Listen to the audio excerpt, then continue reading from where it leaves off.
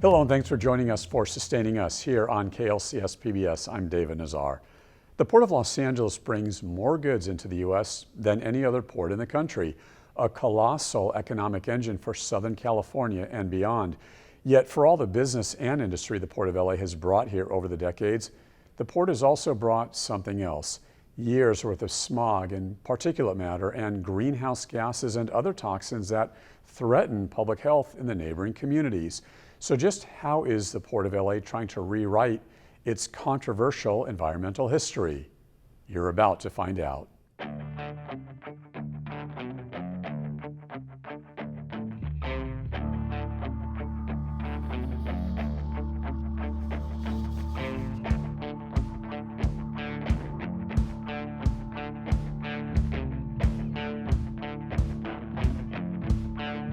The Port of Los Angeles has a storied history, a history that helped build the economy of Los Angeles and helped put Southern California on the map. In the early 20th century, the city of LA and surrounding area had an unparalleled population boom never witnessed before. That coincided with the official founding of the port back in 1907, with the cities of San Pedro and Wilmington annexed to the city of LA a couple of years later, making the port an official department of the city of Los Angeles. During the early 1900s, industries of all kinds began taking root in and around the port. Businesses like fishing, canneries, oil drilling, and shipbuilding that generated tens of thousands of jobs and commerce to LA and its thriving population. However, it wasn't until the 1950s that the Port of LA really reached a metamorphic milestone in the way this iconic waterway conducted business. That's when the containerized cargo revolution modernized the port. Now, giant containers filled with goods could easily be loaded, sealed, and shipped on boats, trains, and trucks. Almost every manufactured product was and is shipped in a container. Fast forward to today. The Port of Los Angeles is the largest container port in North America. We're responsible for about $300 billion worth of cargo each year, and we have about 40% of the containerized cargo that comes into the United States comes through this port complex. The Port of Los Angeles is responsible for 1 in 9 jobs, either directly or indirectly, in Southern California. And cargo coming through the Port of Los Angeles touches every single congressional district in the United States. So this port is a large source of revenue, and it's a great service to everyone in the United States in terms of bringing cargo into the United States. Chris Cannon is a Chief Sustainability Officer and the Director of Environmental Management for the Port of LA, and there is a reason why the port has a CSO dedicated to the environment and things like clean air and water.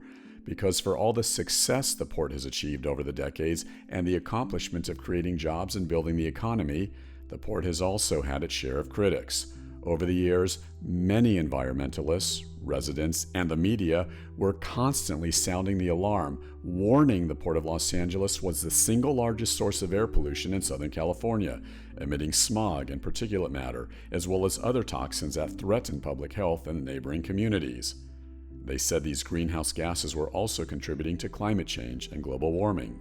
Well, instead of keeping with the status quo, the port realized that in order to remain an economic success, leadership there had to embrace environmental stewardship and become a good sustainability citizen, particularly because in the late 1990s, the state of California identified diesel particulate matter as a carcinogen. And during the 90s, the port was also experiencing a significant increase in cargo volume, with the diesel engine cargo ships and diesel engine freight trucks working at a frenzied pace. The port knew it had to be a good neighbor and work with the community and the environmental groups, and also the business community in a way that was green and environmentally friendly, and in a way that allowed the port to still be an economic engine, but not at the expense of its neighbors or future generations. In other words, not having an adverse environmental impact.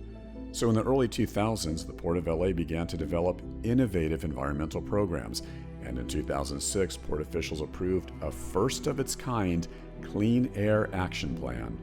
The purpose of the Clean Air Action Plan was and remains finding ways to reduce emissions from the major sources of pollution at the port.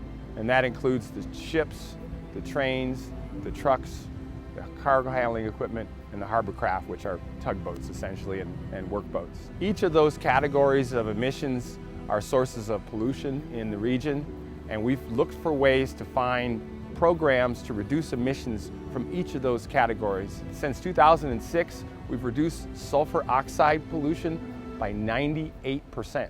We've reduced diesel particulate matter pollution by 87%. And we've reduced oxides of nitrogen by 60%. As Cannon points out, the port is trying to lead the way as a good sustainability citizen, and officials there must keep striving for ways to find new solutions to keep our air and water as clean as possible. We work closely with ports around the world to try to implement environmental programs. Our Clean Air Action Plan and some of the programs that we've developed from it are first of their kind. But it doesn't mean that we don't learn things from other ports and we don't find other ways to reduce emissions even from our partner ports around the world. We have to keep looking for ways to continue to reduce pollution, and now we face maybe the worst environmental crisis the world has seen, and that's climate change. Climate change is no joke, and the Port of Los Angeles has got to do its part, as does everyone on planet Earth, to begin to reduce our carbon footprint and reduce greenhouse gas emissions. So we've set targets for ourselves to have zero emissions operations at our terminals and zero emissions drayage truck operations by 2030 and 2035 respectively. And this is important because trucks are one of the biggest sources of greenhouse gas emissions in our emissions inventory. And cargo handling equipment is a significant source as well. So these are two areas that we must work to reduce, but we can't stop even there. Cannon gives us a tour of the harbor and explains some of the ways the Port of LA is working to reduce emissions, some of which begin with the inventive Shore-to-Store project. This is a project basically trying to use zero emissions to get cargo from a ship at the port to a distribution center and then eventually to a store near you. You can get zero emissions all the way from a ship to a distribution center and eventually to a storefront. And we call that a shore-to-store project. You've got the ship-to-shore cranes, which are electric. You've got the yard tractors, which are electric. You've got the top handlers, which are electric. And then they will load them onto trucks, which are fuel cell electric. Hydrogen fuel cell trucks that are developed by Toyota and Kenworth.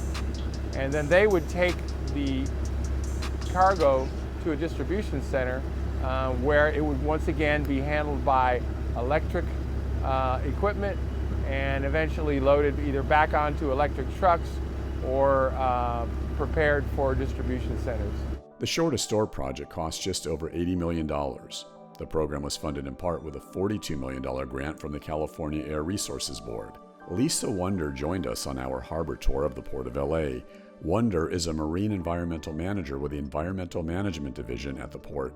She works with Chris Cannon to help find solutions so the port can reduce their pollution. In 2004, the first container ship in the world plugged in to shore power here at the Port of Los Angeles. Since then, we've added additional shore power berths in and around the Port of Los Angeles. We currently have 24 berths, which is more berths equipped with shore power than any other port in the world.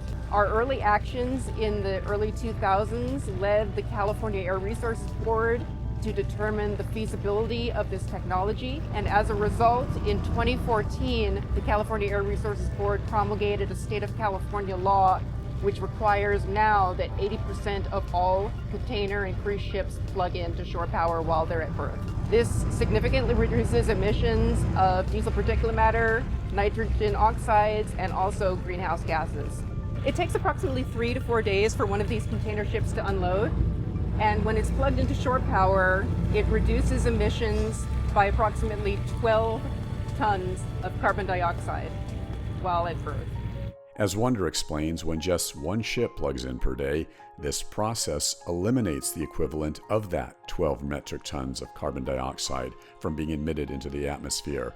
This amount of CO2 is normally emitted into the air if the ship is running on its auxiliary engines while docked in the port, say for example, while cargo is being unloaded for several days. Back at the terminal, Wunder explains some of the other measures the port is taking to help preserve the environment. As part of a demonstration project, Everport is demonstrating these electric yard tractors that you see behind me. They're manufactured by BYD. There are zero emissions, run on electricity, and charged by these chargers right here. The zero emission yard tractors have greatly reduced greenhouse gas emissions and also reduced pollutants. Some of the pollutants Wonder is referring to are contaminants such as NOx, known as oxides of nitrogen, and SOx, known as oxides of sulfur, and certainly the reduction of diesel particulate matter. Similar to charging an electric car, the Taylor top handlers also charge overnight via a plug-in battery. This one's a little bit bigger since the battery of a Taylor top pick is 1 megawatt. So there are actually Two portals that need to be connected for the top handler to fully charge. On a fully charged battery, the top handler is expected and currently being demonstrated for an expectation of up to 18 hours of use. Under this demonstration project, each of these top handlers is equipped with a data logger, which is capturing energy usage and other parameters over the 1-year demonstration period. While the Port of LA still emits pollution and smog, the environmentally friendly approach that Chris Cannon, Lisa Wonder, and their sustainability team is taking is gradually advancing the port's ambitious goal of eventually being a zero-emissions port. Being a sustainability change agent is a difficult task. Ask any environmentalist or port employee. And as officials there take responsibility for environmental stewardship, their moniker as America's Port could ultimately be well-deserved where the environment is concerned.